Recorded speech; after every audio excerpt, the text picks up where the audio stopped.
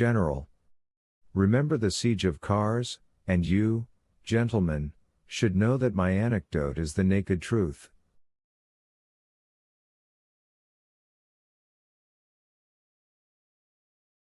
For my own part, I will observe that almost every actuality, though it has its immutable laws, is almost always incredible and implausible.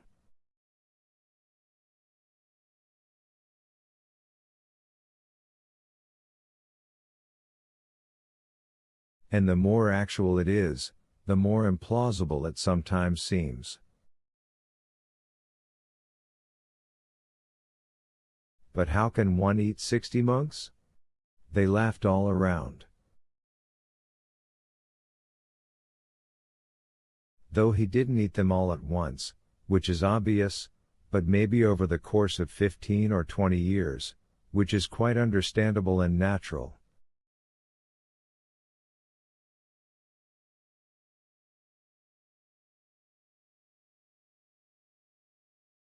And natural? And natural. Lebedev snapped at them with pedantic persistence. And besides all that, a Catholic monk is prying and curious by his very nature, and it's quite easy to lure him into a forest or some other secluded place and deal with him in the above-mentioned way, but all the same I don't deny that the quantity of persons eaten comes out as extraordinary, even to the point of intemperance.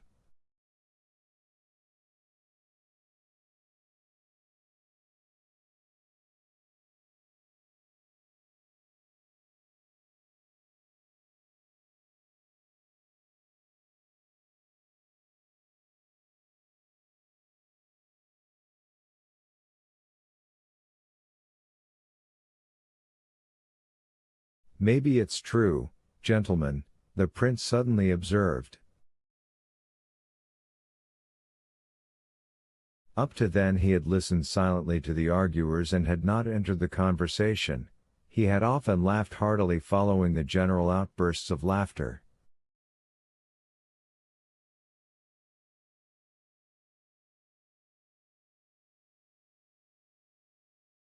It was obvious that he was terribly glad that it was so merry, so noisy, even that they were drinking so much.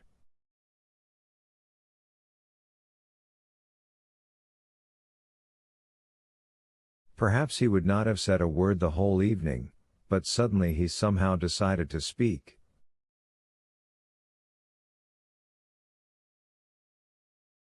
He spoke with extreme seriousness, so that everyone suddenly turned to him with curiosity.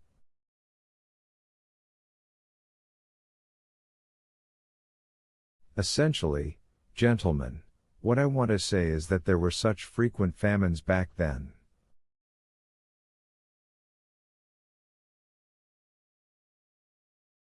I've heard about it, too, though I have a poor knowledge of history. But it seems it must have been so. When I found myself in the Swiss mountains, I was terribly astonished by the ruins of the ancient knightly castles, built on the sides of the mountains, on steep cliffs, and at least half a mile straight up, meaning several miles by little paths.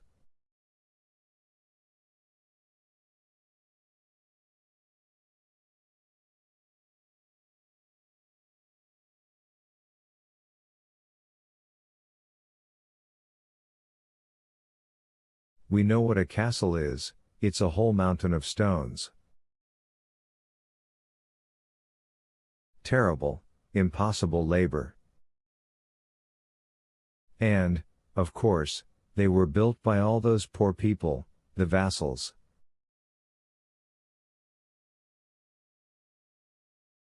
Besides that, they had to pay all sorts of taxes and support the clergy.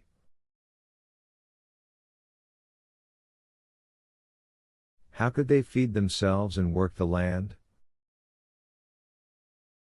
There were few of them then, they must have been terribly starved, and there may have been literally nothing to eat.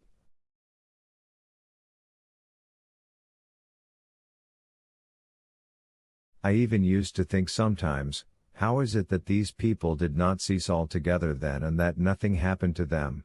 How could they hold out and endure?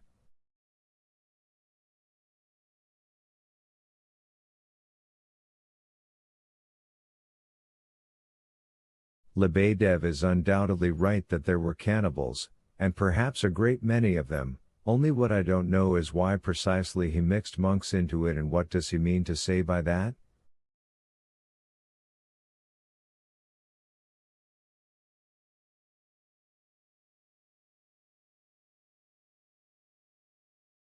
Probably that in the 12th century only monks could be eaten, because only monks were fat, observed Gavrila Ardalionovich.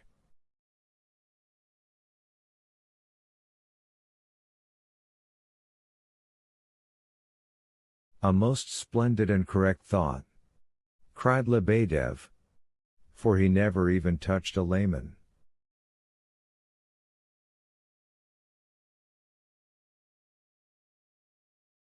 Not a single layman to 60 head of clergy, and this is a horrible thought, a historical thought, a statistical thought, finally, and it is from such facts that the knowing man constructs history, for it is asserted with numerical exactitude that the clergy lived at least 60 times more happily and freely than the rest of mankind at that time.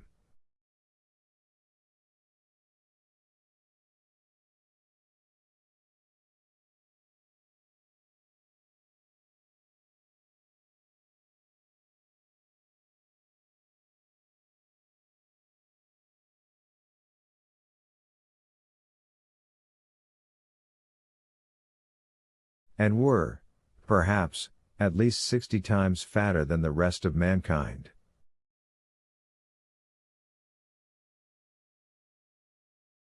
An exaggeration, Lebedev. They guffawed all around.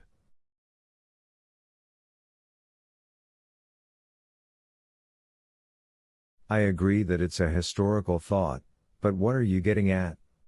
The prince went on asking.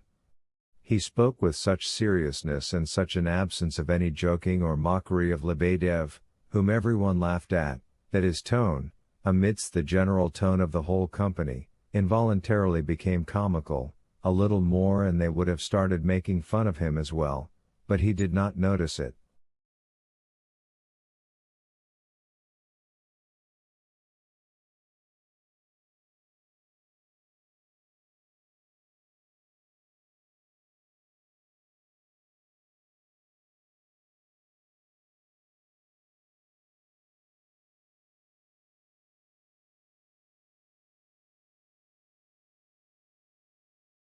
Don't you see he's crazy, Prince? Yevgeny Pavlovich leaned towards him.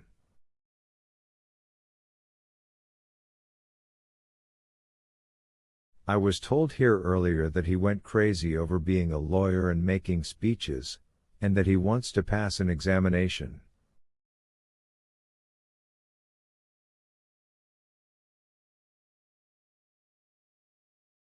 I'm expecting an excellent parody. I'm getting at a tremendous conclusion, Lebedev meanwhile thundered.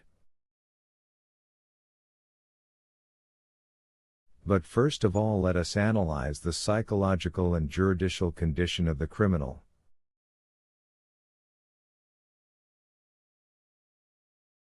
We see that the criminal, or, so to speak, my client, despite all the impossibility of finding other eatables, shows more than once, in the course of his peculiar career, a desire to repent, and avoids clergymen.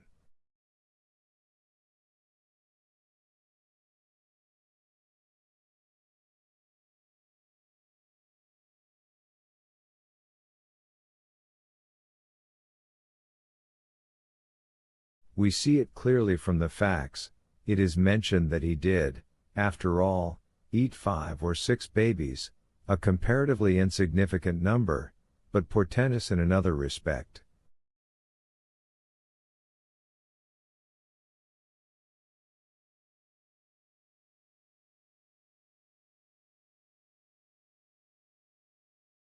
It is obvious that, suffering from terrible remorse, for my client is a religious and conscientious man, as I shall prove, and in order to diminish his sin as far as possible, 6 times, by way of experiment, he changed monastic food for lay food.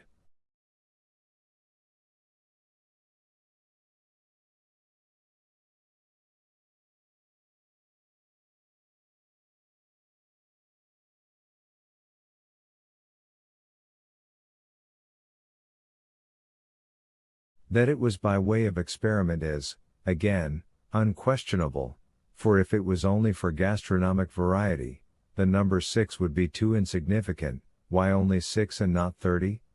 I'm considering a 50-50 proportion, but if it was only an experiment, only out of despair before the fear of blaspheming and insulting the church, then the number 6 becomes all too comprehensible, for 6 experiments, to satisfy the remorse of conscience, are quite sufficient, because the experiments could not have been successful.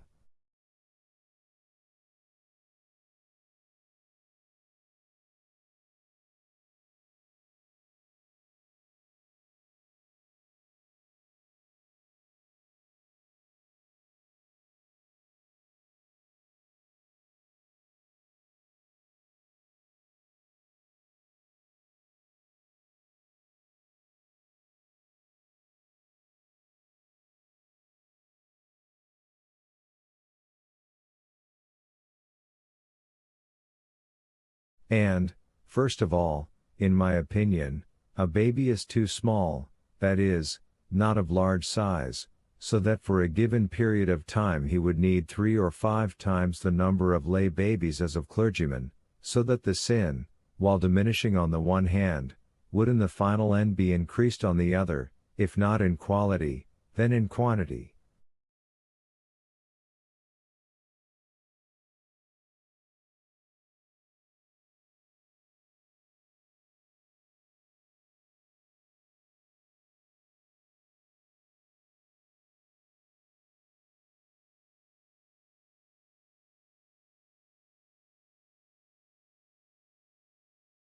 In reasoning this way, gentlemen, I am, of course, descending into the heart of the 12th century criminal.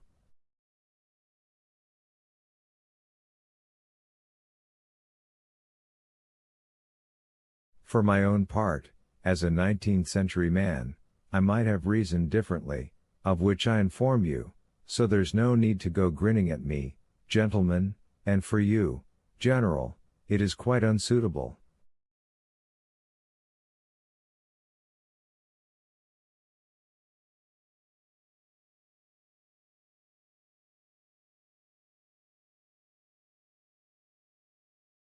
Second, a baby, in my personal opinion, is not nourishing, is perhaps even too sweet and cloying, so that, while not satisfying the need, it leaves one with nothing but remorse of conscience.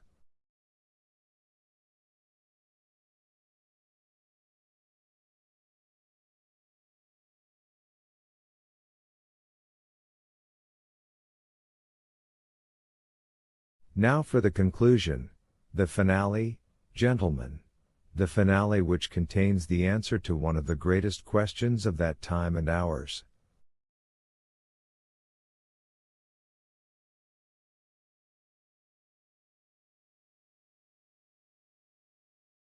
The criminal ends by going and denouncing himself to the clergy, and surrenders to the hands of the authorities.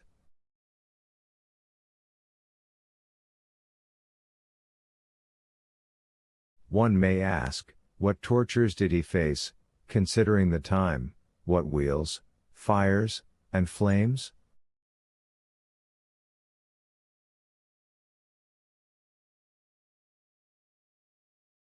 Who prompted him to go and denounce himself? Why not simply stop at the number 60, keeping your secret till your last breath?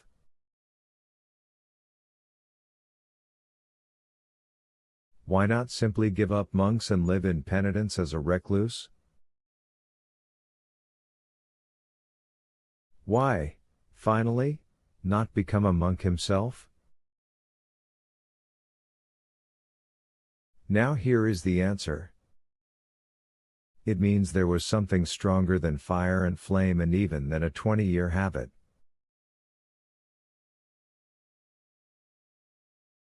It means there was a thought stronger than all calamities, crop failures, torture, plague, leprosy, and all that hell, which mankind would have been unable to endure without that thought which binds men together, guides their hearts, and makes fruitful the wellsprings of the life of thought.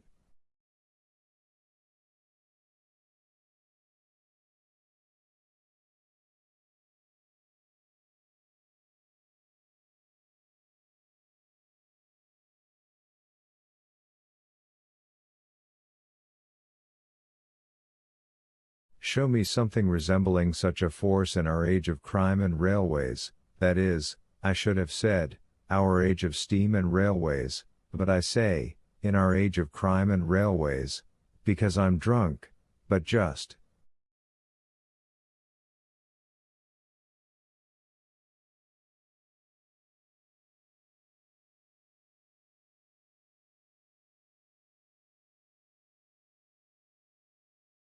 Show me a thought binding present-day mankind together that is half as strong as in those centuries.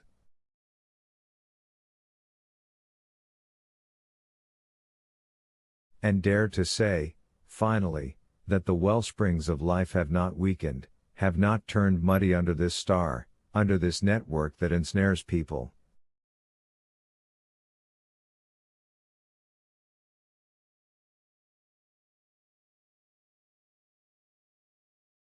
And don't try to frighten me with your prosperity, your wealth, the rarity of famines, and the speed of communication.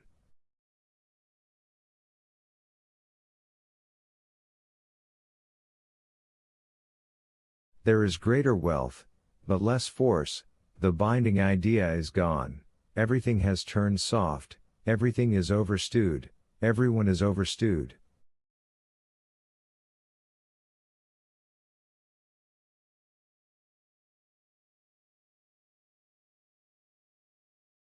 We're all overstewed.